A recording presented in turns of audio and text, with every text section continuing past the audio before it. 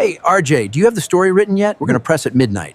Don't worry, boss. This piece is going to rock. The following program is rated TVMA. Viewer discretion is advised. Also new tonight, Houston immigration officials are calling it one of the worst repeat offender cases they have ever seen. A suspected gang member wanted for murder in Mexico, who they say has illegally entered the U.S. 10 times.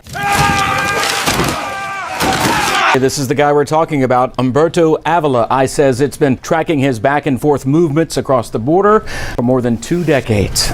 These images of ICE deportation officers handing over Humberto Romero Avila to Mexican authorities this week possibly represents the last time he'll cross the U.S. border. According to ICE, Avila illegally has entered the country 10 times since 2002. In fact, he was immediately apprehended and returned to Mexico 4 times that year alone, and then again in 2005. Then in 2012, he was released to ICE after getting a DWI charge in Nacogdoches County after illegally entering the country for the 6th time. He was removed later that same year, but turned up again in 2013 following another DWI arrest, this time in Shelby County. Avila was back in the U.S. illegally for an 8th time in early 2014 and promptly returned to Mexico within days. He returned a month later, but was caught and prosecuted for illegal entry, then returned to Mexico after serving a 150-day sentence. The date and location of his 10th illegal entry is unknown, but he was flagged by ICE last March after yet another DWI arrest, his 4th. Help!